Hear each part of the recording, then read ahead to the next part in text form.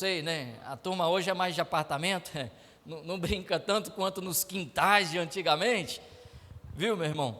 E aí a gente fazia um buraco, botava uns gravetos pequenos, finos, e aquilo ali tampava com pouca coisa e botava uma terra que parecia a extensão, Ronaldo, do terreiro, de maneira que o próximo que viesse não era o suficiente para cair ao fundo, mas tomava um susto, e a gente se ria daquilo.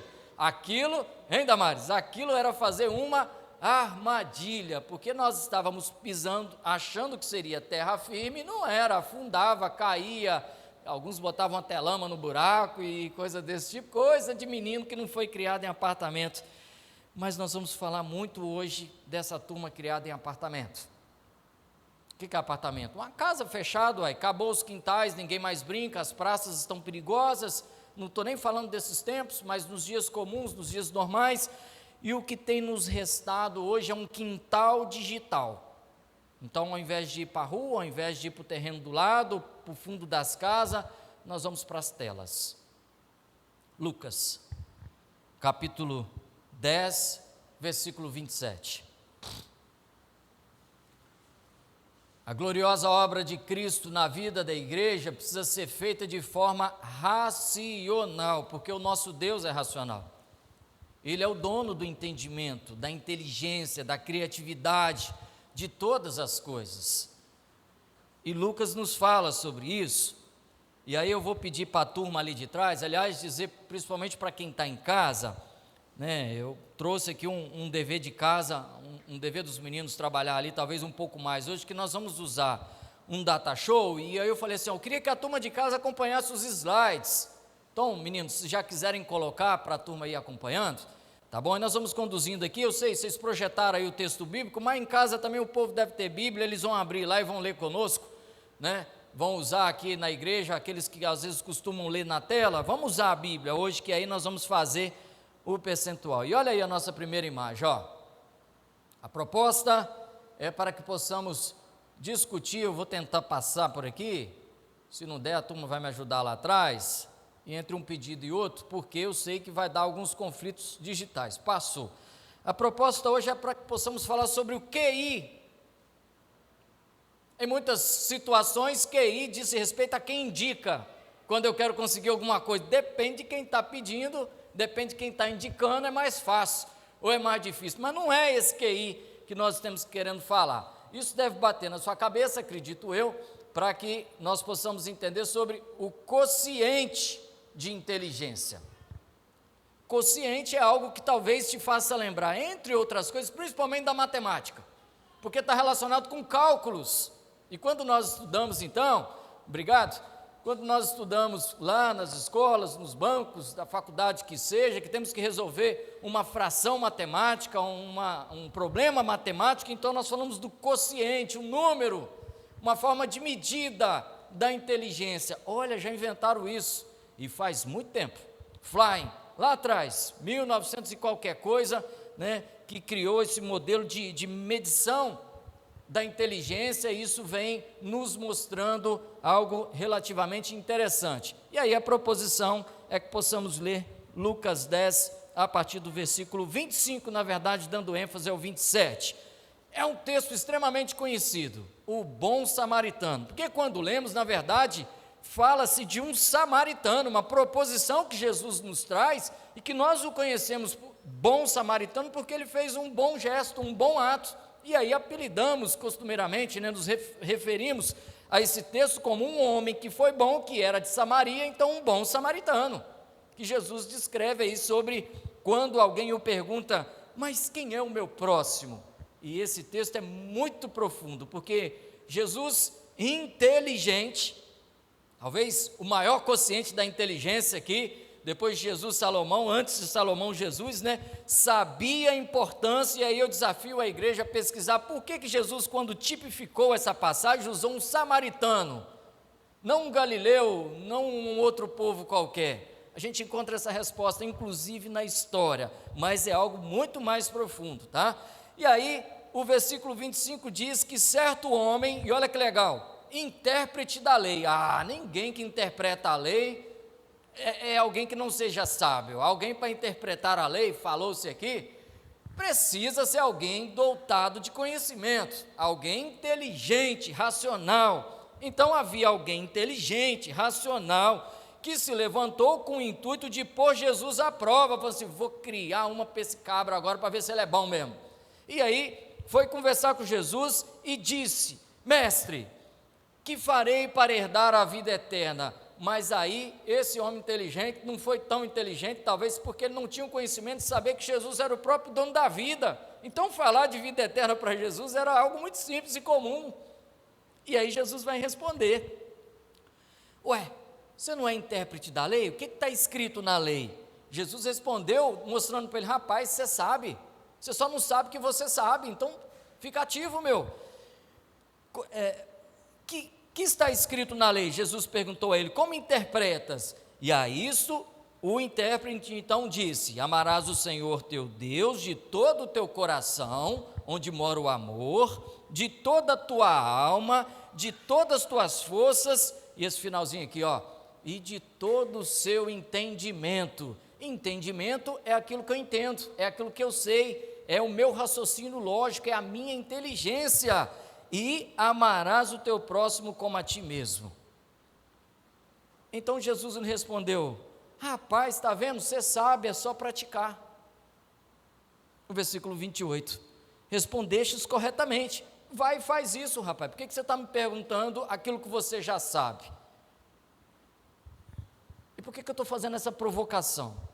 Porque muitas vezes nós sabemos de coisa e ignoramos, não colocamos em prática e caímos em armadilha, porque ignoramos o nosso próprio conhecimento, ao gosto de provar algo mais daquilo que nos traz ou que nos expõe a perigo. E o quociente de inteligência, ele vem sofrendo algumas transformações, né? E nós vamos discutir sobre isso. De casa a turma está acompanhando as imagens? Posso dirigir? Ok, bom. Se você de casa também está nos acompanhando, então tem aí uma imagem na tela de alguém que talvez, se você quisesse descrever, você iria dizer o quê, hein? Nossa, que burro! Não é assim que normalmente a gente fala? Não era assim que o aluno da escolinha do professor Girafales dizia? Que burro, dá 0 para ele. Vocês assistiram televisão, né? Evandro, assistiu? Pronto. Por quê? Porque numa imagem como essa que está proposta, pode-se cortar, mas quando você coloca-se do lado errado, que burro, meu! Claro que você está ignorando um entendimento, uma consciência, uma sabedoria e se colocando ao perigo, porque pode vir a cair numa armadilha que você mesmo fez e que você mesmo vai cair nela. Então, essa é uma proposição apenas para que eu possa lembrar para você assim, que nós usamos essa expressão. Mas burro é um animal. Eu vou ter problema aqui, mas vou voltar. Burro é um animal. Assim como chamamos outros de porco, é um animal. Esse costume nosso, humano, de comparar alguém a algum animal, talvez pela habilidade desta ou daquela criatura de Deus ali. Aí a pergunta que eu quero te fazer, mas peraí, meu, burro é burro mesmo? Porque nós usamos a expressão burro para tentar descrever alguém que não tem bom conhecimento, alguém que está errado, alguém que de repente não é a melhor pessoa a se seguir. E por que as pessoas chamam as outras de burro, então? Talvez há quem diga até que é uma ofensa aos burros chamar alguém de burro, porque a pessoa é tão burra que o burro não merece isso. E na verdade, nós, se fôssemos um pouco mais inteligentes, iríamos entender que esse bichinho aí que já apareceu na sua tela e vai voltar agora, que é o burro, parente da mula, da besta, não é tão burro assim. Essa expressão, ela surgiu na antiguidade, na Roma antiga. Os cavalos africanos asnos, que é os asnos, os muares, os burros, as mulas, né?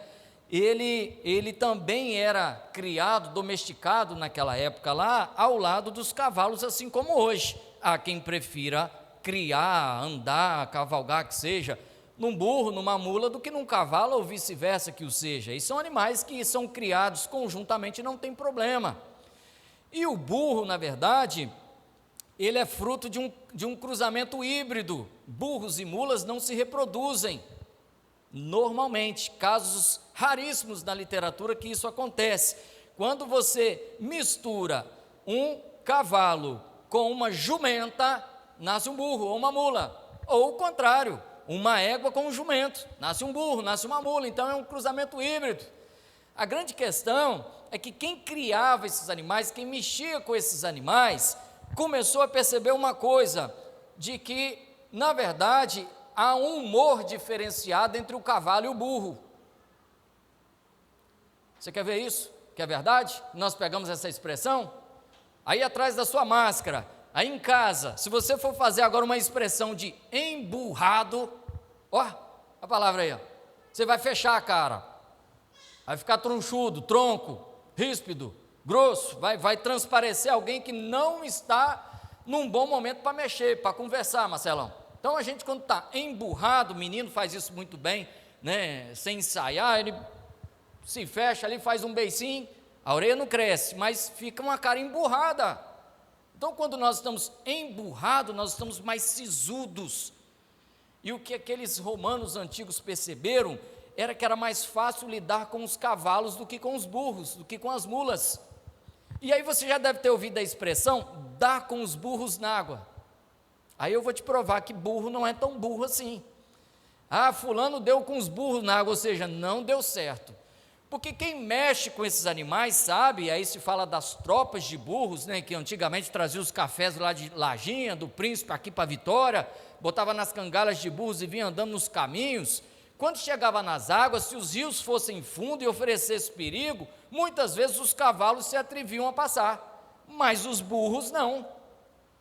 Daí nasce a expressão dar com os burros na água, porque o burro mais cismado, mais tronchudo, ele empaca ali e fala, eu não vou pisar nessa água, porque ela pode ser funda, eu posso me atolar, eu posso cair, eu vou colocar minha vida em perigo. E aí o sujeito arranca de uma vara, de uma tala que seja, e bate no burro, e o burro não está nem aí, bate no burro, e o burro batendo, o burro apanhando, porque não entendeu o processo. Que o burro está com medo. Se você colocar uma ponte, um local fixo, se você passar antes, talvez, o animal vai ver, peraí, alguém passou, um outro animal passou, então eu vou passar, mas ele é cismado, ele é tronchudo, ele é turrão. Então, quando a gente quer chamar alguém de burro, nem sempre é porque sabe pouco, na origem da palavra daquilo que é o burro. Mas o fato é que na sociedade nós conhecemos alguém, aliás, quando alguém usa a expressão que fulano é burro, aí usa-se uma expressão até burramente, falando, mas que burra não existe, o feminino de burro é mula, é necessariamente para dizer de alguém que é grosso, que é estúpido, que é tronchudo e desprovido, ou seja, não tem muita inteligência, não tem muito entendimento. A gente controla os animais com um pequeno freio, nossa irmã leu, né? Os animais não sabem da sua força, que se soubesse, não seriam assim. Muitas vezes nós não sabemos a força da nossa inteligência, porque se soubéssemos, iam ver que o burro não é tronchudo assim por acaso em relação ao cavalo, mas isso diz muito para a gente. Muito bem, vamos tentar caminhar aqui, se agarrar aí vocês passam, viu os meninos? Vocês veem que eu estou tentando aqui, ó. Isso, aí tem essa palavra aqui de Mark Twain, lá do século XIX, 1800 e quase terminando o século. Esse cabra foi inteligentíssimo, conhecido como um dos principais escritores estadunidenses, porque foi quase que um dos primeiros. Toda a literatura que era consumida nos Estados Unidos vinha da Inglaterra, e esse camarada chegou, escritor, né, comediante, um ferrenho crítico do racismo, que era muito presente na época nos Estados Unidos, e vai escrever livros que até hoje são muito lidos nos Estados Unidos. E ele disse algo, olha que coisa bacana, nunca, e nunca quer dizer jamais, e jamais quer dizer você não pode discutir com pessoas burras, elas vão te arrastar ao nível delas e ganhar de você por ter mais experiência de ser ignorante. Se você entrar no território do burro, quem manda é ele, é isso que ele está falando.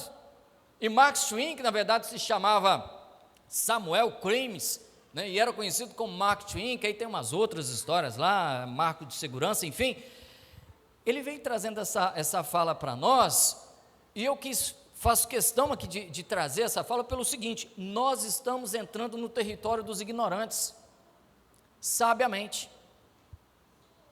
Sabiamente. E o que me trouxe isso à cabeça foi um estudo que nós vamos depois dizer para vocês, aí que revelou uma situação, e embora está escrito aqui brasileiro, e esse emburrecendo não é de ficar emburrado, chateado, e isso acontece no mundo inteiro, nós, seres humanos, estamos ficando menos inteligentes. Nós estamos ficando emburrecidos e não aborrecidos. Emburrecendo, estamos ficando menos inteligentes. E aí, o quociente de inteligência, que é o QI, é como se fosse alguma coisa dessa natureza aqui, ó, porque o que nós vamos falar daqui a pouco é que ele está diminuindo. O ser humano comum, pensativo, o tamanho do cérebro dele, presta atenção, para quem está aqui vai ver aqui, para quem está aqui vai ver ali, o tamanho do cérebro. Tempos depois, o processo de emburrecimento, você de casa vai acompanhando também, o cérebro diminuiu um pouco, e numa tela seguinte, ele vai diminuir mais ainda, e eu chamo a sua atenção para a quarta e última tela, que apesar de estar praticamente já sem a parte pensante ali demonstrada, mas ele está feliz. É o único momento do slide em que a figura desenhada está sorridente, como se tivesse tudo bem. É a grande armadilha, como se tivesse tudo bem. Mas você está falando do quê, rapaz? Calma, gente, nós vamos chegar lá. E nós vamos chegar lá com a proposta de Michael Dermot. Nós vamos ver isso pela primeira vez na história. Foi por ler essa matéria que eu me propus a trazer essa discussão aqui para a igreja nesse momento. E eu falei hoje no grupo da minha família, eu gostaria que vocês pudessem ver o que vai ser exposto, porque lá em casa tem uma meninada grande, na sua casa tem uma meninada grande, se não é filho é sobrinho, é parente, é amigo, está junto, e além dos meninos pequenos, tem os meninos grandes. Todos nós estamos em processo de emburrecimento, estamos falando da sociedade, e pela primeira vez na história, o quociente de inteligência do ser humano está diminuindo, desde do século XIX afora, lá não lembro, de Fly, que ele começou a medir a capacidade de inteligência do ser humano. Percebia-se, Rodrigo, o seguinte: essa geração de hoje é mais inteligente que uma anterior, e a próxima que virá vai ser mais inteligente do que essa.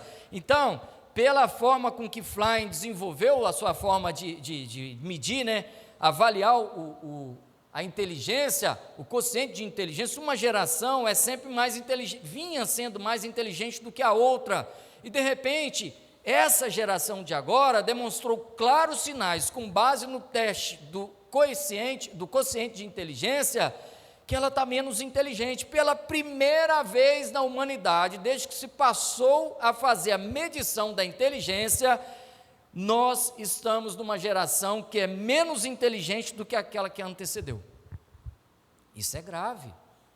Nós acabamos de ver Jesus falando aqui para o rapaz da lei, e ele foi que reafirmou de que nós temos que amar a Deus todas as coisas, força, alma, coração e entendimento. Então, se nós usamos o nosso entendimento para o amor ao Senhor, quanto mais entendimento, nós teremos mais racionalidade, mais inteligência para entender a palavra de Deus e amá-lo, e representá-lo, e fazer o que o pastor Everson disse aqui na nossa preleção. Nós precisamos viver lá o que vamos fazer aqui agora, que é o culto, que é o cantar, que é o falar, que é o orar. E o nosso entendimento, de repente, começou a ficar afetado, e o que vem por aí não é coisa boa. Bom, aí alguém disse o seguinte, vamos lá, se você perguntar por quê, que o QI está diminuindo, alguém disse o seguinte: a pessoa inteligente é aquela que duvida, certo ou errado? Por quê? A dúvida causa o quê? Pensamento. Não é duvidar do tipo dizer, eu duvido, será que é isso mesmo? Será que as coisas que estão dizendo é assim mesmo? Nós estamos perdidos nesses dias, por exemplo, são tantos números que aparecem, relacionados à pandemia, uns falando mais isso, os outros menos isso, o mesmo assunto com números diferentes, a gente Mas quem que está falando a verdade? Isso são números, né? São estatísticas, mas quando se diz de um conceito, de alguma coisa, que de repente, principalmente nos expõe ao perigo ou para uma mudança de comportamento, então nós temos que criar uma interrogação e pensar, né, sobre aquilo que nós estamos falando. E a pessoa burra é aquela que tem certeza de tudo, porque não pensa, porque reproduz informação que viu em algum lugar, porque sequer ela é capaz de construir, ou se constrói equivocadamente, mas é mais comum pegar essa informação de algum lugar, e aí quando você vai discutir com burro, desculpa usar essa expressão, ela é social, eu sei que não cabe bem num contexto de uma fala mais formal, mas alguém que não seja tão inteligente, ela é aquela pessoa teimosa que vai o tempo todo dizer para você, rapaz, mas eu tenho certeza do que eu estou falando. Existem uns antigos mais turrão, teimoso. Aqui a burrice, a inteligência está relacionada à teimosia do conhecimento. Mas nos dias de hoje, concordem comigo ou não, parece que está mais difícil conversar com os nossos meninos, adolescentes, pré-adolescentes e jovens, consumistas de vida digital, porque eles sabem tudo. E aí quando nós vamos conversar, eles têm certeza do que eles estão falando, porque eles viram em algum lugar nas redes sociais ou num contexto de uma plataforma, e aí de repente eles são donos das informações, da verdade. Não se aplica a todos, mas é comum você encontrar jovens, adolescentes, pré-adolescentes e até crianças, dando a entender que tem o conhecimento necessário para bater o pé e dizer, eu tenho certeza do que eu estou falando. E nem sempre aquilo que está se dizendo que é certeza, tem certeza, né? É algo de fato que está acontecendo. Mas a pergunta ainda é, mas por que o QI está diminuindo, que é o que nos traz aqui, e como é que isso nos afeta? Queridos irmãos, você se lembra que Jesus, quando conversando com Nicodemos, falou assim, salvo engano, João 3, versículo 10, 9, 10, sei lá, rapaz, tu é mestre em Israel e não está entendendo isso? Claro que essa pergunta tem uma conotação extremamente espiritual, porque o que Nicodemos não estava entendendo era no campo espiritual. Ele estava pensando como é que alguém grande volta ao ventre da mãe, não vai caber lá dentro. Nicodemos deve pensar, mas se eu espremer, mas não cabe dentro da barriga da mãe. Jesus está falando, rapaz, você tem que ser uma nova pessoa de hoje em diante, mudar, se arrepender, viver na presença, sob a luz do Espírito Santo de Deus, no contexto de que era necessário mudar e nascer de novo. Mas ele era mestre em Israel, um dos principais dos judeus, alguém douto, alguém de inteligência. E essa inteligência vem sendo posto aí pelos estudiosos, então, como sendo que vem diminuindo, estamos falando da inteligência do mundo afora, isso afeta aqui dentro da igreja, como afetou Nicodemos lá, num contexto espiritual, por 3 motivos. Um deles, estamos expostos a uma grande quantidade de modificação genética nos alimentos e de veneno. Há quem diga que chamar um menino hoje para almoçar seria a mesma coisa que dizer, meu filho, venha tomar a sua dose diária de veneno, porque aquilo que estamos comendo às vezes é tão contaminado, que contamina por cadeia quem está comendo. Existem alguns alimentos, por exemplo, lá em casa, que nós diminuímos o consumo, porque só se produz hoje à base de grande quantidade de veneno. É extremamente perecível, uma quantidade grande de pragas que atacam, que se o agricultor não aplicar o veneno, que vai no alimento e também afeta a saúde dele, e pelo alimento afeta a nossa saúde.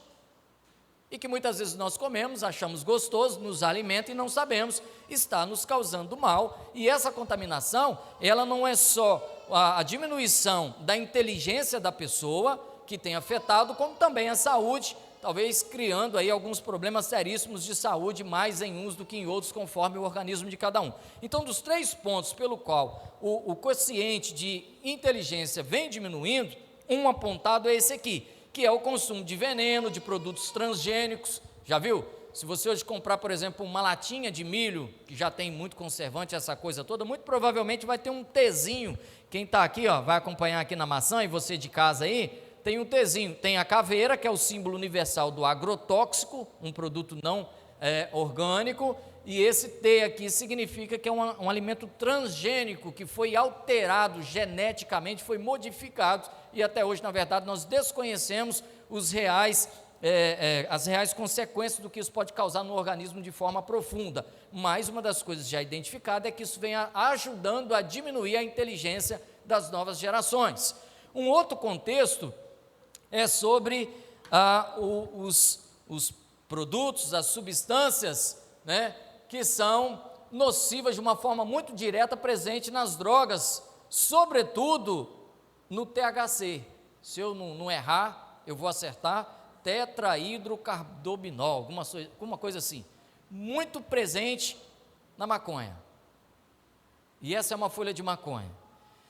Eu quero crer que você não tenha feito uso, permita a Deus, se não fez, não faça, mas você já deve ao menos ter ouvido alguém falar, por aí afora, numa conversa, de que fulano fumou maconha e ficou leve, tranquilo, dá uma sensação de, estou voando, o mundo está devagar. E com o tempo, o THC vai fazendo exatamente que a pessoa tenha lapso de memória, de maneira que as informações, Luiz, não são convertidas em memórias. E aí, quando o cérebro vai na caixinha de memória para pegar aquilo que eu já tive como informação, ele não acha nada. Porque o THC, principalmente, tem feito com que aquilo qual eu tenho tido conhecimento, que eu vivi, não fique armazenado na minha memória como sendo parte do meu conhecimento. Isso me deixa mais burro, em outras palavras. Então, o hábito contínuo de fumar maconha, de ficar leve, lento, também ao longo do tempo te deixa mais burro. Pessoas que fazem uso contínuo da maconha, muitas vezes até sobre a condição medicinal, embora no Brasil isso ainda é uma polêmica muito grande, mas que se de um lado ajuda, ou por uma questão propriamente de entorpecente, né, de consumo inadequado, aí, que é proibido por lei, se por um lado dá um relaxamento, do outro te torna menos eficiente com o passar do tempo, ou seja, diminui o seu quociente de inteligência. A essas duas questões, a primeira não temos como fugir, vamos ter que pisar na armadilha, porque se não comer não vive, tem que comer. E aí a gente tem que procurar as melhores formas, quem sabe buscar os orgânicos um pouco mais, produzir parte dos nossos alimentos, para quem pode, em casa, no quintal, num vaso que seja, né? E outras formas. Essa daqui é só quem se aventura, através do THC e outras coisas mais, é para quem se aventura no submundo das drogas e coisa dessa natureza, tá? E a terceira, agora sim, é aquela que vai nos trazer de volta a essa questão, que Michel Dermuguet, isso é francês, eu sei lá como é que fala isso de maneira mais adequada, mas ele escreveu essa capa aqui em espanhol, tem ela em vários idiomas, A Fábrica de Cretinos Digitais, é o nome do último estudo desse francês neurocientista, então um cientista que estuda o neuro, né, a questão nerval, a consciência, a formação da memória, o armazenamento das informações. Ele é um cientista dessa área, o cara tem um conhecimento profundo nessa área, e ele deu uma entrevista com base nesse assunto para a BBC, que está disponível, e que o que nós vamos falar aqui é extremamente pequeno. Se você quiser se propor a ler essa informação na íntegra, que é facinho, só você colocar lá, né, sobre diminuição do QI, BBC, vai aparecer para você uma matéria muito grande e legal de ser lido, para quem gosta de ler, para quem gosta de informações inteligentes, está aí. E a fábrica de cretinos digitais, fábrica de cretinos seria qualquer um, digital é aquilo que é um produto do digital, e é bastante interessante essa expressão cretino, que inclusive está ligado com crente, na sua origem, embora ele se desvie ali num contexto, porque cretino, na verdade, a Mônica vai saber disso, né, Damares, o cretinismo é a mesma coisa que o bócio, a inflamação da glândula da tireoide, que dá o bócio aqui no pescoço, e que era muito comum nos Alpes suíços há um tempo atrás, e que quando alguém dá esse problema de saúde, há uma paralisação do desenvolvimento físico da pessoa e também mental. Então ela começa a ficar esquecida, não saber fazer coisas que fazia normalmente antes, por conta de uma questão de saúde, do bócio, do cretinismo.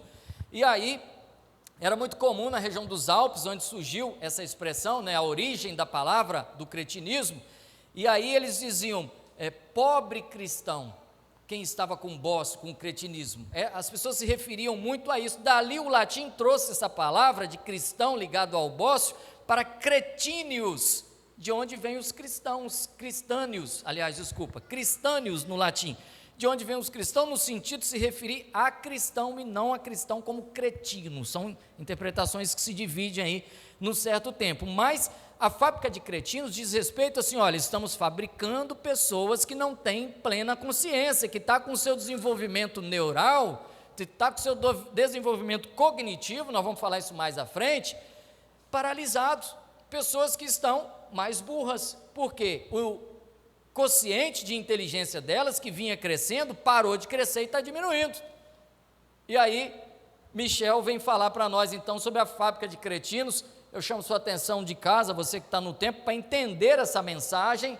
Alguém que mascando um chiclete, que é muito comum da fase da adolescência, e um celular na mão, como se pudesse ver ali, né? Nada o atrapalha assistir uma tela. Existem várias versões dessas capas por aí afora. O que Michel estava falando disso aqui, ó?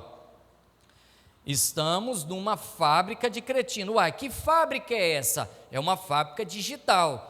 E nós vamos ver daqui a pouco que isso está afetando principalmente os nossos pequenos, crianças, adolescentes e jovens, também os grandes, mas principalmente os pequenos. Nós vamos explicar por quê. Então, nós estamos falando, nós temos crianças hoje no templo, você tem criança em casa, meninos que estão aqui, que gostam de um celular, de um videogame, de uma televisão, fiquem atentos ao que nós vamos falar de agora em diante, que vocês vão compreender o que está sendo dito. Se passar, nós vamos, né? Aí, essa é uma primeira coisa. É a tal da geração Z. Nós já falamos aqui sobre gerações diferentes, né? E uma geração não vem se entendendo a outra.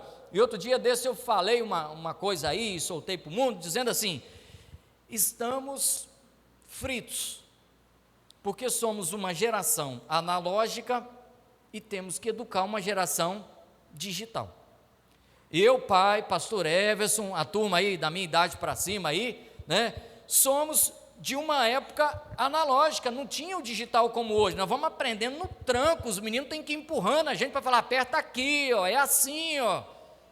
Eles sabem tudo. A geração Z parece que já tem um celular na barriga da mãe e já sai dali sabendo o que está fazendo na tela, onde coloca o dedo. E uma imagem como essa, que deva estar para você em casa e aqui para nós, é cada vez mais comum. Na minha época, a babá digital, digamos assim, eletrônica, era a televisão, daquela que você tinha que colocar a mão assim para mudar de canal e virar o reostato ali, ou apertar o botão, e assistir Turma da Xuxa, Bozo, a coisa que eles passavam, nós não tínhamos como escolher, a não ser o canal. Hoje não, você dá uma tela para o menino e ele escolhe o que ele quer assistir, se mais colorido, se mais agitado, se mais calmo, e então eles já estão ali digitalmente aprendendo a escolher o que acham que gostam. Então, o que Michel está falando é de coisa dessa natureza, de coisa que a hora que passar nós vamos ver, dessa natureza, aí vai crescendo, né? É cada vez mais comum, mera semelhança na sua casa, não tem problema algum, que isso está presente na minha casa e acredito que na casa de todo mundo, por aí afora onde tem menino, é muito comum que seja assim, né? Não tem mais quintal, lembra? Não dá mais para descer, para brincar na parte de trás de casa. E aí a coisa vai crescendo, vem os videogames da vida, vai crescendo, seja para qualquer idade, também tem a televisão, o computador, enfim, e a grande questão é que nós estamos expostos à tela cada vez mais. E é isso que Michel vai trabalhar no seu livro. Eu vou passar a descrever aqui agora para vocês, mostrar para vocês aquilo que ele nos traz para demonstrar essa terceira fase. Os transgênicos e os alimentos envenenados é uma, principalmente o uso de maconha é outra, e essa terceira parte que é o que nós vamos nos ater, que é a grande exposição a telas. O que é tela? Exposição a tela é isso aqui, ó. É um celular, é um computador, é uma televisão. É aquilo que é uma tela, é algo que passa à nossa frente, tá? E aí eu vou passar a reproduzir aqui só alguns pequenos fragmentos daquilo que está na matéria, que é muito maior do que está aqui, que se você quiser depois você pode conferir. Então, ele disse o seguinte: a fábrica de cretinos digitais. Esse é o título do último livro do neurocientista francês Michel Demuguet, que nós vamos acompanhar algumas frases, algumas questões aqui para frente agora. Bom, nesse estudo dele que ele fez, ele apresenta com dados concretos, então ele demonstra, é um ensaio científico, não é uma dedução, e todo ensaio científico ele precisa ser submetido a uma série de critérios e análise com provação final em dados, tá? Então ele tem esses dados no livro que ele escreveu, A Fábrica de Cretinos Digitais, e aí ele vai mostrar de forma conclusiva como que os dispositivos digitais estão afetando seriamente, e aí o que é pior, para o mal, o desenvolvimento neural do sistema nervoso, do raciocínio, da inteligência de crianças e jovens. Só crianças e jovens? Não, mas principalmente, e nós vamos falar daqui a pouco o porquê, tá? Bom, é isso que nós vamos ver então no livro dele. E depois que passar nós vamos ver. Vários estudos têm mostrado que quando o uso de televisão, videogame, e aí aqui já se insere os celulares também, que muitas vezes hoje, né, celular virou videogame, que virou televisão, televisão que virou celular, e você já faz tudo, computador, você já faz tudo quase que em todas as telas. Basta ter uma tela e um controle na mão que você vai operando, e você bota rede social, você bota um canal de televisão, tudo, tela, é isso. Então, vários estudos têm mostrado que quando o uso de televisão ou videogame aumenta, o QI e o desenvolvimento cognitivo diminuem. E o que é o desenvolvimento cognitivo? Ele está ligado diretamente com aquilo que nós esperamos de um ser humano em fase principalmente de crescimento. As nossas crianças, nós não esperamos que elas cresçam e desenvolvam a inteligência? Campo cognitivo. O raciocínio? Campo cognitivo. A pronúncia das palavras? Campo cognitivo. Não tenha para si um modelo, um padrão cultural? Campo cognitivo. Tudo que uma criança vai apresentando de desenvolvimento e que os pais esperam de uma criança é do campo da área do estudo da abordagem cognitiva. É isso? É uma palavra de pouco uso, é uma palavra, né, que muitas vezes a gente não sabe o significado, mas que a gente vive na sua essência com todos, principalmente com as nossas crianças, tá? E aí, se você por acaso abrir a Bíblia, eu vou só citar aqui, todos aqui na igreja já sabem que eu gosto muito de ter cuidado com uma armadilha que Paulo nos chama a atenção em 2 Timóteo 3,6, que é a palavra de maneira sorrateira, Timóteo. Paulo falava para Timóteo, de maneira sorrateira, falei isso aqui recentemente, ou seja, sorrateira, se emburrecimento tem um burro no meio da palavra, sorrateiro tem um rato no meio da palavra. Como o rato faz que ninguém perceba o mundo que é inimigo de Deus, portanto, quem é amigo do mundo é inimigo de Deus, e quem é amigo de Deus é inimigo do mundo, tem a nos oferecer de maneira sorrateira uma quantidade de coisas tão grande que, embora a gente ache que está só fazendo parte da sociedade, por trás isso pode nos representar um perigo muito grande e constante. Então, o desenvolvimento cognitivo das nossas crianças tem sido seriamente afetadas. Irmãos, como é que serão os nossos futuros pastores, e pregadores, e professores de escola dominical, e missionários? É isso que está se falando, numa geração futura que vem por aí, de que a interpretação da palavra de Deus, pastor Everson, há de ficar comprometido. Se hoje, que o QI ainda está alto, já se tem tanta interpretação que é equivocada, imagina quando esses então cretinos, ou seja, de pensamento diminuídos, é nesse sentido, porque cretino também, tem gente que usa isso, é um cretino, como se fosse algo ruim, pejorativo, diferente de ter pequeno conhecimento, tá? De estar esquecido. Então, é uma geração de cretinos que vem por aí, inclusive, para pregar o evangelho, e geração de cretino, repito, de quem tem pouco conhecimento. Isso pode afetar seriamente a palavra de Deus sendo pregada no futuro. Nós temos que ter esse cuidado. E entre os principais alicerces da nossa inteligência são afetados. Essa foi uma pergunta, né, que da BBC para o entrevistado, Michel, e que ele foi respondendo, as questões que são afetadas. Espera aí, a linguagem,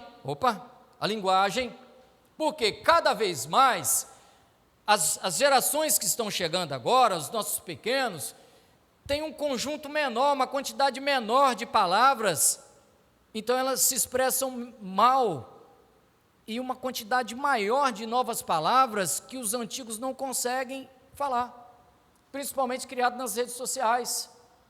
de coisas assim que, dependendo de quem você vai conversar, vai falar assim, o que é isso? Baixa aí, mas baixar o quê?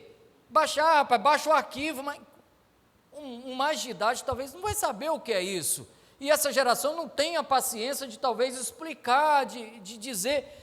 E aí essa linguagem vai mudando ao ponto de que alguns linguísticos têm ficado assombrados com o que eles chamam de pessoas cada vez mais monossilábicas, ou seja, como se uma palavra só. Imagina uma máquina de escrever, tem aquele monte de tecla, vamos tirando as teclas do seu computador, está diminuindo. O número de letras que está diminuindo, porque aquele mundo ele fala sempre tão as mesmas coisas, que coisas diferentes que você encontra numa leitura, não tem. Eu acho isso até um certo risco do ponto de vista de algumas traduções bíblicas, que comprometem muito às vezes, né? Se você pegar um texto como esse, em algumas versões, você vai ter uma possibilidade de entendimento, assim, mas o que está querendo dizer? Será que é a mesma coisa da outra versão? Existe hoje aí um empobrecimento muito grande da linguística, inclusive na Bíblia, na linguagem de hoje.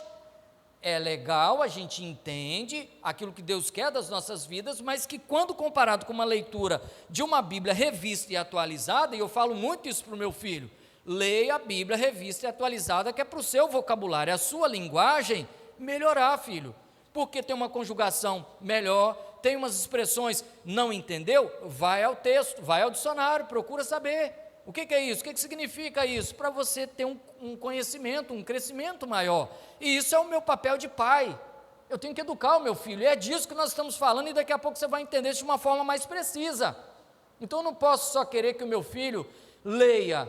Vamos ter cuidado com o que ele está lendo.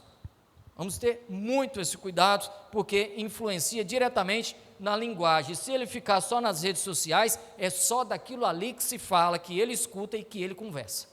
É simplesmente isso. E aí você senta para falar com as nossas crianças, com os nossos jovens, vamos falar de quê? Ou fala-se daquilo que eles vivem, ou não se conversa, infelizmente. Vamos correr, vamos lá. Além da linguagem, a concentração, perigosíssimo, porque o menino ele fica concentrado no jogo, na rede social, e ele não sabe o que está passando, o que está sendo falado, ele não sabe o que está acontecendo dentro de casa, e ele tem atenção naquilo ali e nada mais. Sabe como é que isso afeta muito o Evangelho? Que nós estamos criando uma geração que não vai ter concentração de leitura bíblica como deveria. Os nossos meninos vão sentar, leu a Bíblia? Li. Leu o quê? Espera aí, vou lá ver.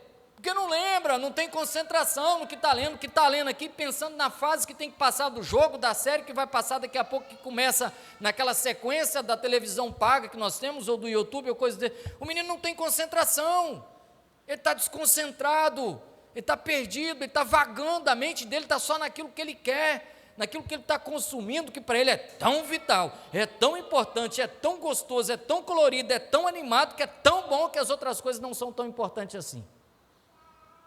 A concentração. Senta e ora com teu filho e observe a concentração dele na oração. Meu filho, vai lá orar um pouquinho, minha filha, e de repente o menino chega, em nome de Jesus, amém. Ué, mas já porque não tem concentração para orar, não é porque não sabe orar, não é porque não tem sobre o que falar, porque mesmo que com vocabulário pequeno poderia ter, mas ele não tem concentração para fazer as coisas. Nós estamos falando só de igreja por enquanto, que se você vai para a sociedade para atravessar uma rua e o menino não tem concentração com o carro, com a moto, com a bicicleta, com alguém que vem correndo, um acidente acontece. É isso que é uma fábrica de cretino digital. São coisas que a gente vai vendo ali na frente, que a gente vai falar, rapaz, mas você não viu o carro não? Não, porque eu estava andando, olhando para frente, imaginando, pulando aquele obstáculo, assistindo e postando e publicando quantos likes. Fábrica de cretinos digitais. Daqui a pouco nós vamos voltar disso aqui para falar TDAH também, tá bom? A memória, já o dissemos. A exposição a telas, ele vai dizer que aquilo fica muito restrito, você não consegue ter acesso a outras coisas mais, e o que é pior, na tela é assim, gente, ó, eu tenho o meu canal, digamos, não tem nada, mas eu tenho o meu canal, minha rede social, aí aquilo que eu produzo, você consome. E se você não produz nada, porque eu posso ter lá o meu canal de opiniões, de vídeos, de análise científica, do que for, eu estou produzindo, e para eu produzir, eu pesquiso. Qual que é a melhor forma de falar? Qual que é a melhor forma de publicar? O melhor horário, o melhor jeito, a melhor cor, a psicologia das cores, o horário que mais se acessa. Eu estou estudando isso tudo, eu estou me preparando, como é que é o melhor ângulo de filmagem, de corte, e aí eu estou... Olha, até o telefone tocou. Então, o que acontece? Eu estou produzindo, eu estou crescendo, e você está consumindo só pegando aquilo que está pronto. E para um que produz, existem milhões que consomem. Então, esse um que produz, que são poucos, estão desenvolvendo a sua capacidade intelectual. Uma vez eu ouvi uma expressão assim: para que serve aqueles cálculos matemáticos que dão uma folha inteira e até vira e vai do outro lado, se eu nunca vou botar aquilo em prática na minha vida? Para você exercitar o seu cérebro e fazer o desenvolvimento da sua inteligência acontecer, porque se você chegar à resposta que tem que ser, é sinal de que você aprendeu aquele monte de coisa antes de fórmula, de maneira correta, adequada, então você vem aplicando aquilo, você está usando a sua memória. E quando eu sou meramente consumista, que na minha época tinha que abrir livros e ler e escrever, e o ato mecânico da escrita, que os nossos meninos fazem pouco hoje, estimula o cérebro para o processo de memorização. Quando você escreve, quer aprender a memorizar, escreva aquilo que é importante para você. Quero memorizar uma frase, escreva ela, você vai ver que a sua memória vai te agradecer. E hoje em dia eu copio e colo, eu pego e encaminho, eu não tenho mais esse trabalho. Então isso afeta de maneira direta a memória.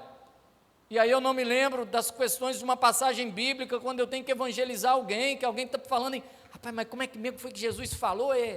Não, eu não tenho memória do que eu li na Bíblia, eu nem estava concentrado mesmo, eu não tenho memória, não vou ter. Espera aí, deixa eu digitar aqui, aqui, palavra para alguém desconsolado. Aqui, tem um texto. Eu não consigo ler, eu não consigo lembrar, não vem, a memória é fraca. Você tem que mudar o seu HD aí, porque está fraco, a memória está pouca, e isso não é bom. Fábrica de Cretinos diz isso. A cultura, e aí o que entende cultura nessa hora? É definida como um corpo de conhecimento que nos ajuda a organizar e compreender o mundo. Porque qual é a cultura que está se vivendo na tela? Só aquilo que está sendo pregado, e normalmente, na tela que está sendo passado, e normalmente eu tenho o meu gosto, então eu vou assistir mais coisa desse padrão aqui, ó. É mais de desenho, é mais de carro, é mais de, sabe, de música, e aí, de 100% que eu estou vendo, 70%, 80% é daquilo que eu gosto. Se eu for entrar no celular, no computador, na televisão, vou botar um clipe musical, porque eu gosto de tocar, eu gosto de cantar, então eu vou ver sobre música, e as outras coisas.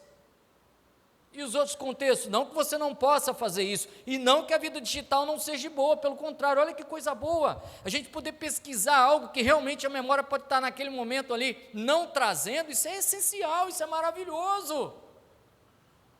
Mas existe o risco, da mesma maneira como eu posso usar uma faca para um bom uso e para um mau uso.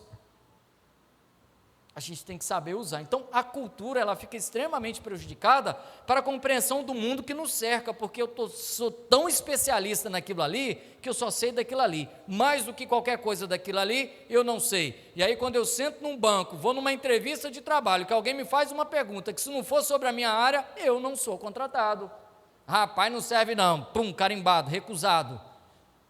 Eu vou me empregar quem? Vou empregar motorista que ficam no celular, como outro dia um carreteiro fez aqui em Viana, na frente do posto, que tinha uma fila de carro e ele não viu, porque isso tira a concentração, mandando mensagem, segundo as investigações da polícia. Então, quando aquela carreta gigantesca de toneladas em alta velocidade, ele se percebeu que tinha carro parado e foi frear, empurrou um monte de carro e matou um tanto de gente. Vocês viram isso? Acho que há 4 ou 5 anos atrás, aqui na cidade vizinha nossa. E depois então foram ver, no exato momento da batida, ele estava enviando mensagens via telefone para alguém. Desconcentração, padrão cultural era aquilo ali, eu estou dirigindo, não dá, não pode ser. Dentro desse contexto, as coisas ficam complicadas. A diminuição da qualidade e da quantidade da interação intrafamiliar. Psicóloga Flávia, nossa irmã, estava aqui outro dia dizendo, e ela falou conosco aqui num talk show, pastor Eves, Rafa, E ela falou de que tem casas em que os pais se conversam dentro de casa com os filhos via WhatsApp, cada um em seu quarto. Chama o menino para almoçar, para comer, para tomar café, mandando mensagem, porque já sabe que o menino está só no WhatsApp, está só na rede social, então não precisa subir a escada ou ir no quarto de lá. Eu mando uma mensagem, ele já está vendo e vem.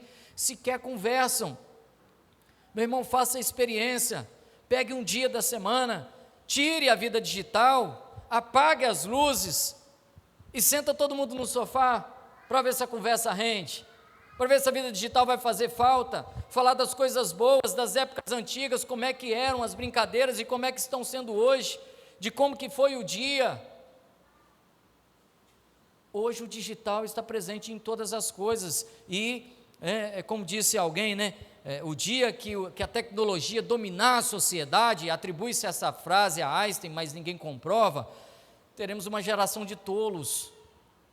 E parece que já está assim. As nossas relações intrafamiliares, as nossas interações estão com a qualidade extremamente afetada. A quantidade nem se fala, porque eu não paro mais para sentar e conversar com um irmão, com um pai, com uma mãe. Eu tenho uma discrepância social, e pior ainda se for espiritual, de saber de alguém que está passando por um problema, e ao invés de sair de casa e ir até lá, eu mando uma mensagem. Tudo bem, nesses tempos de hoje está difícil, vamos desconsiderar o período da pandemia por questão da proximidade, mas aí eu mando uma mensagem, calma, isso vai passar, passa lá, leva um abraço, leva um aperto de mão, chora junto, queridos. Esse é o papel de amar ao teu próximo como a ti mesmo. Você não queria que alguém também viesse ali, fosse no teu quarto, alguém de casa para conversar com você? Por que você não vai? Porque também tem sido um cretino digital, talvez preso a isso, ou a outras questões. Vamos correr, que o relógio nos aperta. A diminuição do tempo dedicado a outras atividades mais enriquecedoras. Você já ouviu falar de lição de casa? Hoje é via celular. A escola aprendeu a usar o digital, e aquelas folhas que vinham antigamente, as apostilas e tudo, hoje vem o link, então o menino é obrigado, até a família tem que comprar um celular, uma forma de acessar, então vem o link, e você tem que entrar via link, que te leva para uma plataforma, tela, digital. Bom, tudo bem, se você de fato se dedicar naquele momento, lição de casa, fiz o dever, aprendi, foi o meio digital que eu usei para a edificação do meu conhecimento, mas é difícil ficar só nesse contexto ali da lição de casa, hein? Aí tem aquelas telinhas que aparecem ali, eu vou ver quem falou alguma coisa, que me desconcentra, e aquela pesquisa que eu estava fazendo, o exercício que eu estava resolvendo, que eu parei, conversei com um no meio do caminho, e eu já não lembro direito. Mas fiz, professor, está aqui, passou, joia. Para onde eu não sei, mas passou. Então, a diminuição do tempo dedicado a outras atividades mais enriquecedoras, como a lição de casa, pessoas que até gostam e sabem tocar, mas não tocam porque está muito exposto à tela e isso é gostoso e viciante, uma questão de arte, de leitura e assim por diante, que edificam e fazem com que o conhecimento se desenvolva, ou seja, tudo isso está afetando a inteligência das pessoas, a conclusão é que ela está diminuindo, é isso que nos traz aqui nessa discussão. Muito bem, mais uma, a perturbação do sono. Ei, nós estamos falando principalmente de jovens e adolescentes. Se por acaso você tem na sua casa um jovem, uma adolescente que fala, mas eu estou sem sono, papai. 9 horas da noite, 10 horas da noite, 11 horas da noite, e que na hora de acordar é uma murrinha, como se costuma falar, é lento, é vagoso, é porque talvez a noite de sono dele não foi bem dormido. A mente está tão ligada, está tão hiper, está tão tudo, que aquilo não tem qualidade no sono, a perturbação do sono é isso. Você até dorme, mas você já teve aquele dia que você acorda e fala assim, rapaz, parece que eu trabalhei a noite toda, acordei cansado. E o dormir é o momento que a gente relaxa, mas você acorda cansado. É o sono perturbado, é a qualidade do sono que não está bom, não está boa, sua cabeça, apesar de você estar dormindo, ela não se desligou, você não conseguiu apertar o off dela ali para desligar os pensamentos, então você não consegue ter um sono de qualidade, que é quantitativamente reduzida e qualitativamente degradada cada vez mais o nosso sono. Infelizmente, isso pode ser uma consequência da vida digital. Olha, se você trabalha muito com tela, computador e celular o dia inteiro, é muito provável que se você não conseguir a condição do desligar digital da sua mente quando você chegar em casa, né? Porque tem gente que chega lá e o celular continua e as mensagens é de trabalho, mas você está respondendo 9 horas, 10 horas, é de coisa do outro dia e não desliga. Você não dorme, e se dorme, não descansa. Isso está comprometendo também, tá? E aí eu coloquei por minha conta aqui, já está se falando de adolescentes, o transtorno de déficit de atenção e hiperatividade. É assim, você trabalha, compra um celular caro para o seu filho, um computador caro para o seu filho, uma televisão cara para a sua casa, por exemplo. Vamos pensar no seu filho, porque nós estamos falando mais sobre jovens e adolescentes, tá? Filho, sobrinho, o que for, tá bom? Mora com você, dentro de casa, ou você tem interferência. Aí você trabalhou muito, comprou um equipamento caro, aí a criança está ali, depois você tem que gastar dinheiro com ela para poder ir no oftalmologista, porque compromete as vistas, você tem que gastar um dinheiro para fazer um óculos, que aí a visão dela só vai piorando. Depois você tem que pagar dinheiro para fazer uma consulta ou pagar o plano de saúde, porque ela está desse jeito, porque o pescoço fica assim abaixado quando eu estou no acesso, né? Vou virar aqui para quem é de casa sabe que é assim, e quando essa geração de cretinos for de maior idade, eles vão andar assim, com a coluna curva, como a gente até vê alguns aí, porque o seu pescoço tem um peso, quando você abaixa para olhar, por exemplo, a tela do celular, segundo os cálculos, em torno de 33 quilos. Então a tendência é que com o peso, aquilo que está reto, a coluna reta, ela vai relaxando, e com o passar do tempo você está virando corcundo, é uma geração de digitais corcundos. Então você gastou dinheiro com plano de saúde, com o médico para poder ir lá e falar assim para você, vai lá na casa ortopédica e compra aquela cinta assim que é para o menino estufar, ficar reto. Agora você gastou mais um dinheiro para poder comprar aquele negócio, e mais remédio, e agora você tem que ir no psicólogo, que é para o psicólogo medir qual que é o grau de transtorno de atenção e de hiperatividade no seu filho. Aí você vai ter que comprar mais remédios, se tiver muito acentuado, você vai até no psiquiatra, porque aí são medicamentos mais fortes, aí o menino não consegue resolver os problemas de lição de casa, aí você tem que pagar a aula particular, e você vai gastando dinheiro. No mínimo, ia economizar seu dinheiro. E o interessante é que isso, queridos, a gente tem que ficar atento, porque não é assim, olhou o celular, o déficit baixou. Isso é sorrateiramente, isso vai acontecendo devagar. Aí o que você espera de uma geração dessa dentro da igreja? Como é que você acha que vai ser o presidente das sociedades, da UCP, da UPA, da UPH, da mocidade, de alguém que é corcundo, pensa pouco, não sabe falar direito e vai conduzir a palavra de Deus desse jeito? Você acha mesmo que isso não é uma artimanha do inimigo, desse mundo, para afetar o que vem aí na frente nas gerações cristãs? Você está mesmo dormindo? Você não está vendo que o rato está passando de noite indo na sua despensa comendo aquilo que é seu? É isso que Paulo falou para Timóteo? Acorda, Timóteo, você vai ver o rato passando. Acorda, igreja. Eu já vou antecipar aqui o que Michel fala lá no final. O que nós estamos fazendo com os nossos filhos, com a próxima geração? Isso é muito sério. Está ali meu filho, tem um outro lá em casa. Se a gente pegar o telefone para atender, eu quero jogar. Não vai, não pode. É uma briga constante, ela tem que existir. Eu não estou falando do filho dos outros, eu estou falando dos meus filhos.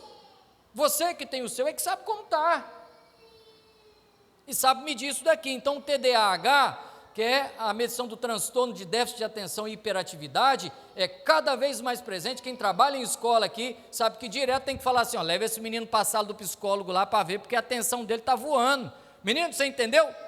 O quê? O que eu expliquei? Não vi não, porque a atenção dele está aérea. Ou então ele é tão hiperativo que ele faz tudo ao mesmo tempo e não presta atenção onde devia. Está ao máximo. E isso é complicado e pesado, vamos adiante.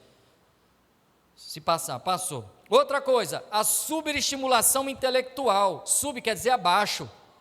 Não tem estímulo intelectual, porque está sempre vendo a mesma coisa. Então é baixa estimulação intelectual, que impede o cérebro de desenvolver todo o seu potencial.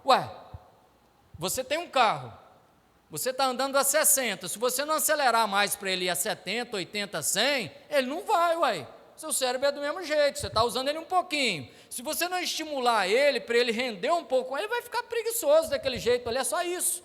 O seu carro está sendo pouco acelerado, pouco estimulado. Se você fizer isso com o seu cérebro, o resultado é o mesmo, vai ficar lento, devagar, produzindo pouco, chegando mais tarde, quando tudo já aconteceu. E o sedentarismo excessivo.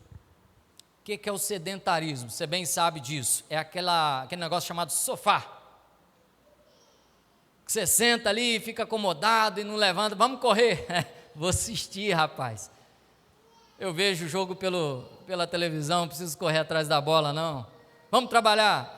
Trabalho aqui de casa, fazendo uns bannerzinhos, umas edição de vídeo, imagem, e a balança está debaixo da cadeira, e o peso vai chegando, e você está ali, se der raiz, você planta e dá sombra se deixar, porque você não sai do lugar, você não anda, você não mexe, você é uma pessoa pesada.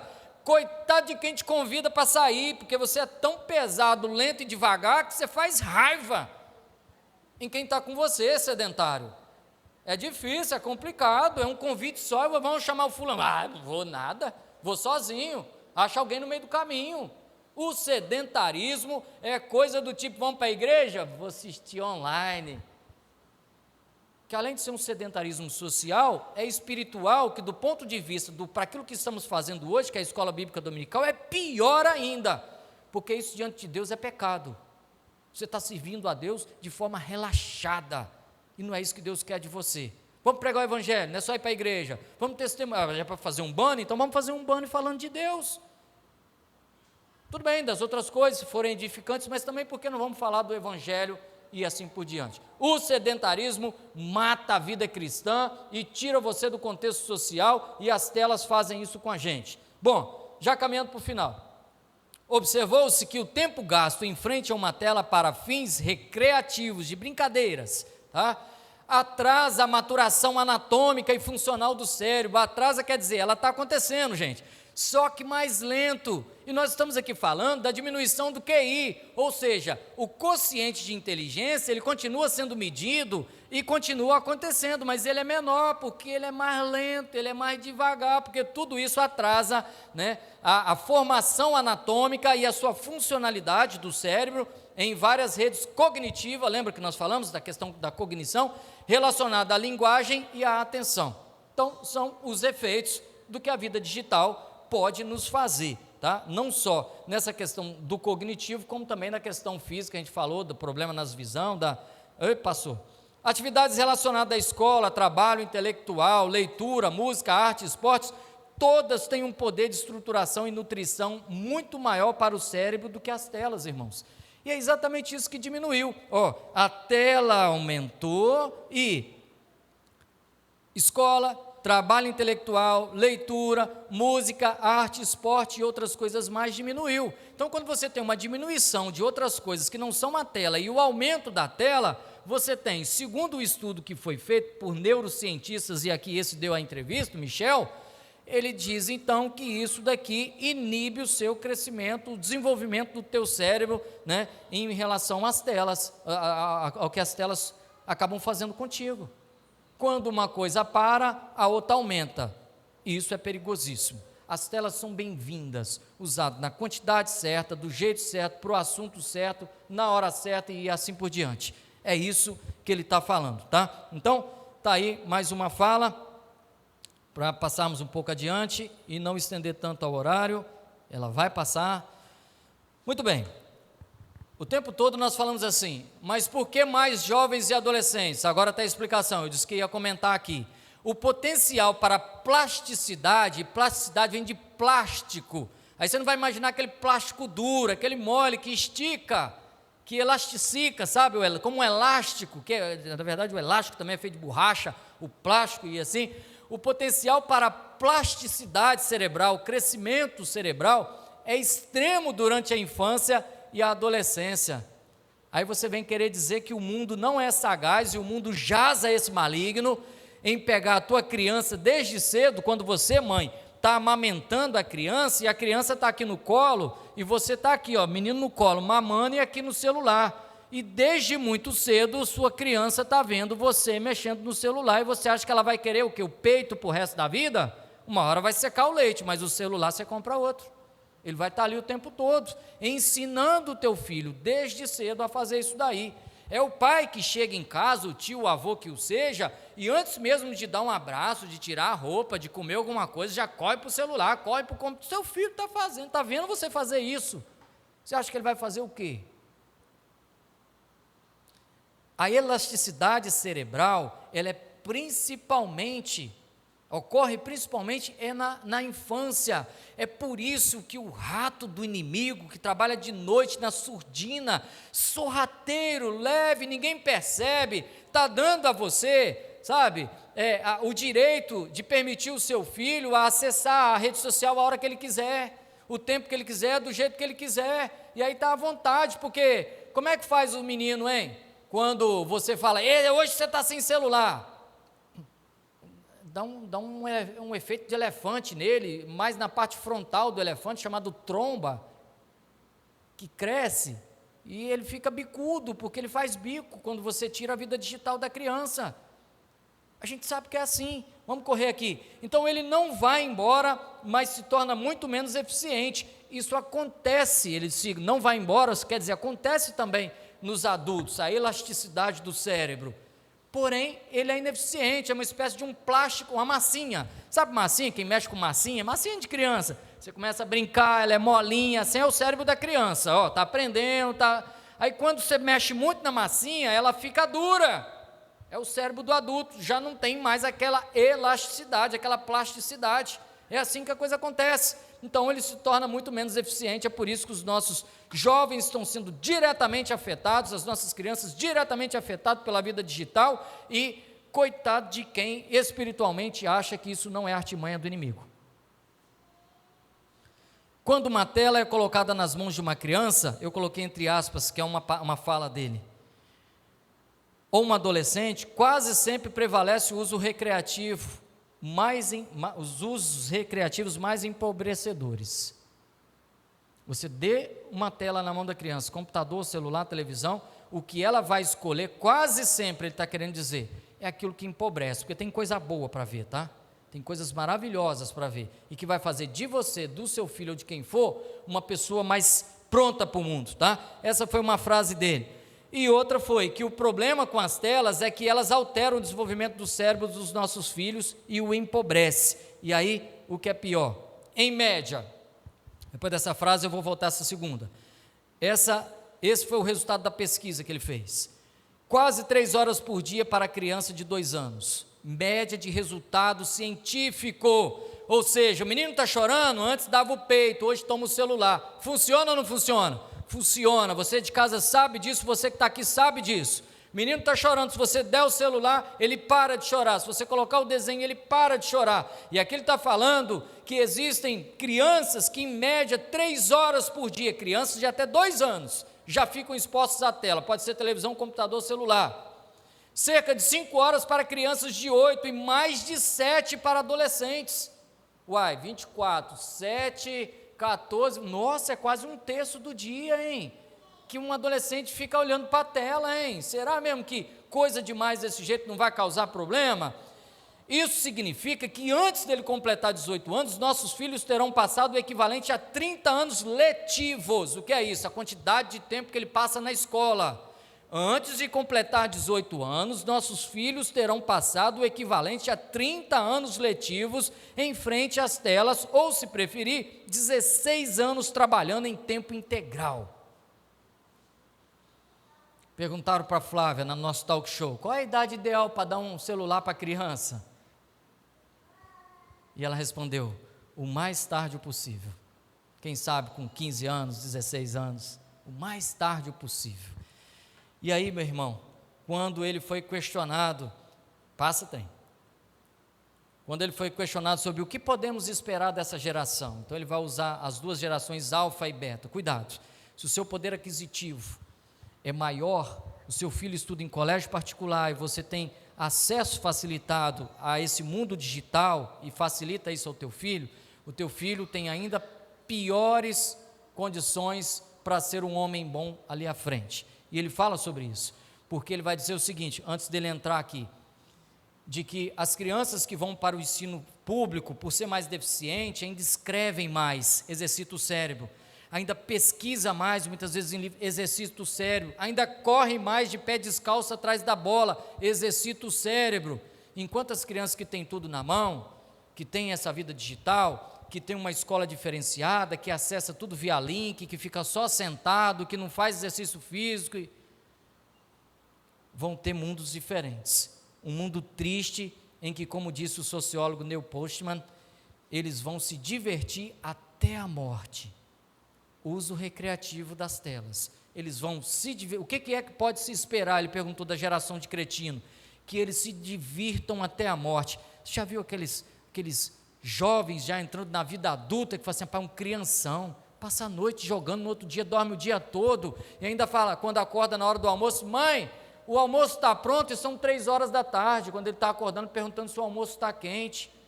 Pessoas que você liga para ela e fala, meu Deus, como pode? Não sabe conversar, como é que um jovem, um adulto desse vai arrumar um emprego? Já é um cretino digital. É isso que ele está falando, um mundo no qual, através do acesso constante e debilitante ao entretenimento, eles aprenderão a amar sua servidão. Desculpe por não ser mais otimista, ele fala, mas é o que está sendo projetado. Talvez, e aí ele diz, eu espero que sim, eu esteja errado, mas simplesmente não há desculpas para o que estamos fazendo com os nossos filhos. Simplesmente não há desculpa para o que estamos fazendo com os nossos filhos e como estamos colocando em risco o seu futuro e desenvolvimento. Quando você tira o menino do computador, é isso que ele faz. Quando você tira o celular da mão dele, é isso que ele faz. A irritabilidade, ela é na hora. Uma criança hoje dentro de casa, sem celular, sem computador, sem televisão, ela não acha nada para fazer, ela fica irritada, ela vai no canto, ela vai no outro, ela mexe numa coisa, ela implica com o irmão, ela fica irritável, aí senta e fala, não gosto, baixa a cara, faz pirraça, está aí na sua tela também em casa. É ou não é desse jeito, igreja? Quem tem filho sabe que é assim, infelizmente. E quem tem filho pequeno, cuide, porque vai ser assim, se não já é. E quem vai ter filho, já vai sabendo, hein? Vai ser desse jeito. Então, eu vou aqui reproduzir essa fala dele. Querida igreja, queridos irmãos presentes no templo, você de casa que está vendo agora ao vivo, ou que verá posterior, presta atenção no que, uma fala que foi feita por um neurocientista, Michel Dermuguet. Mas, simplesmente, não há desculpas para o que estamos fazendo com nossos filhos. Nós, pais, não podemos fazer isso com os nossos filhos, meus irmãos. Eu vou lhe mostrar por quê. O homem mais sábio do mundo, segundo a Bíblia, que passou por aqui, entre homens, falando homens, Jesus era o próprio Deus, foi Salomão. E ele escreveu no seu livro de Provérbios 13, versículo 14, o que retém a vara. Eu quero chamar sua atenção, você de casa, você aqui, eu sei, nós avançamos um pouquinho na hora, mas me permita, estamos caminhando para o final, já bem perto. Tem muita gente confundindo a vara com o chinelo que bate na criança, muita gente confundindo a vara com a vara mesmo, vou arrancar uma varinha de goiaba, quem nunca ouviu isso que dói, porque é fino, e vara de goiaba é incrível, né? Não quebra, aquilo tem uma elasticidade, vara é sinônimo de bordão, e bordão é sinônimo de cajado também. E o cajado, o bordão, a vara, os pastores usavam e usam, porque aquilo tem como um C, como um U, porque quando uma ovelha está se desgarrando, ele então puxava para perto de si, para não deixá-la correr risco. Mas aquela vara também servia para bater quando tinha necessidades. Não vamos tratar desse assunto. E o que retém a vara, o que não estica a vara para corrigir, para trazer o seu filho, peraí filho, você está indo para o caminho errado, peraí sobrinho, peraí neto, peraí amigo do meu filho, você está indo para o caminho errado. Usa a vara, o bordão, puxa para cá e vira ele para o outro caminho, igreja. É isso que Salomão também está nos falando. Não esconda a vara, não cruze os braços e deixe a criança ir para o caminho errado, puxe ela para o caminho certo. Porque se você reter a vara, o que retém a vara, aborrece o filho, mas o que ama, cedo o disciplina. Ou seja, se nós estamos falando da criança, agora, é o cedo, é o já, é agora que nós temos que corrigir isso. Deixa o menino emburrar, olha o burro de novo na conversa, deixa o menino ficar aborrecido, aborrecido, porque se você fizer isso com ele hoje, lá na frente você terá um filho com menos problema para cuidar, muito provavelmente, entre outras coisas que a disciplina traz quando aplicada desde cedo, e Salomão nos ensina. E diz mais ainda,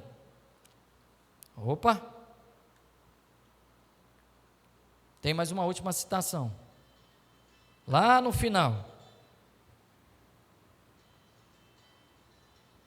coloca para mim, por gentileza, Débora, porque senão eu vou passar até o final, vai demorar. Último slide, acredito. Aí, 13:24. Eu esqueci de mudar embaixo, esse é 27 alguma coisa, desculpa. Eu esqueci de mudar só a citação. Se quiserem achar aí depois, corrija o teu filho. Salomão fala, não é Provérbios 13:24, eu acabei esquecendo de mudar só a citação embaixo. Acredito que é no capítulo 27, 21, alguma coisa assim. Corrija o teu filho e te dará descanso para delícias, desculpa, deixa eu ler tudo de novo, às vezes eu me embolo. Corrija o teu filho e te dará descanso, dará delícias à tua alma, terá descanso na tua idade, quando o teu filho maior, ele não vai ser alguém que te aborrece, não vai ser alguém que te expõe a constrangimento social em falar, filho de fulano, nossa, está fazendo isso. Corrija o teu filho. Uma geração de cretinos nunca servirá a Deus como Ele quer que seja servido. Nós cantamos aqui, é de coração, tudo que eu fizer. A tua alma, a tua força, o teu amor e também o teu entendimento precisa ser usado em amor a Deus.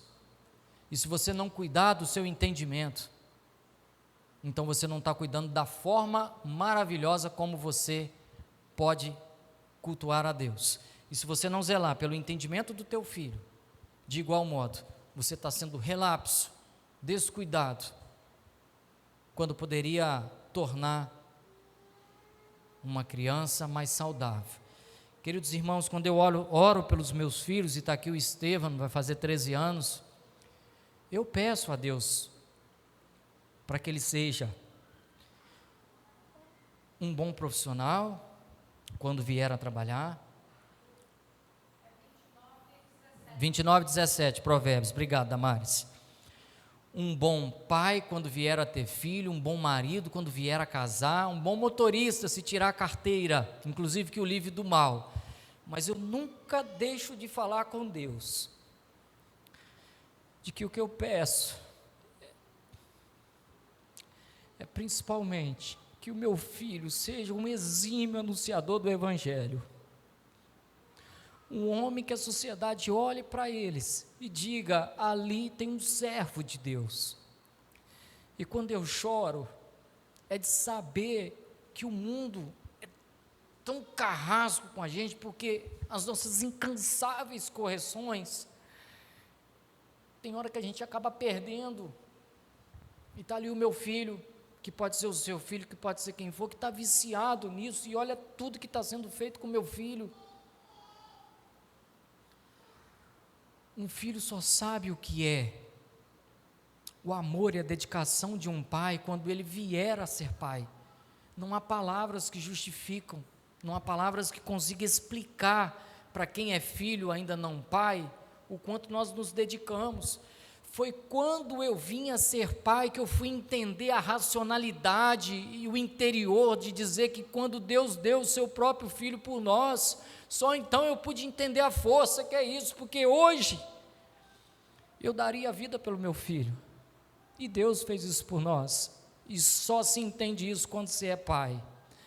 E quando eu convoco a igreja a essa hora, já passado do prazo, para que possamos estar atentos, igrejas, acordados, igrejas, não é só porque os nossos filhos estão ficando burros, mais burros, menos inteligentes, menos intelectuais, não, é porque como é que eles vão servir ao Senhor desse jeito? Mancamente, claudicando rua fora, tropeçando no Evangelho, atendendo mais às vontades do mundo do que de Deus. Não pode ser assim. E se eu me omito, eu tenho culpa em todo o processo e em tudo que vai vir por aí. Que o Senhor se apiede de nós, porque essa briga ela é desigual.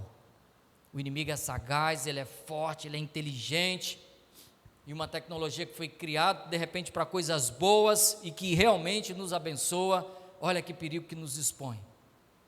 A última coisa que eu quero dizer para vocês: pais, tios, avós, alguém que cuida de um jovem, toma vergonha, não afasta a vara, cuida, disciplina o teu filho, e que Deus me dê a mesma vergonha que eu estou chamando a sua atenção para ter, para que eu veja meu filho chorar hoje, e eu não chore amanhã. Que Deus nos dê força para travar essa briga, ela não é fácil, e feliz o pai que já alcançou isso. Dedique-se à família, irmãos, que vale a pena, e isso é amar a Deus acima de todas as coisas. Vamos orar?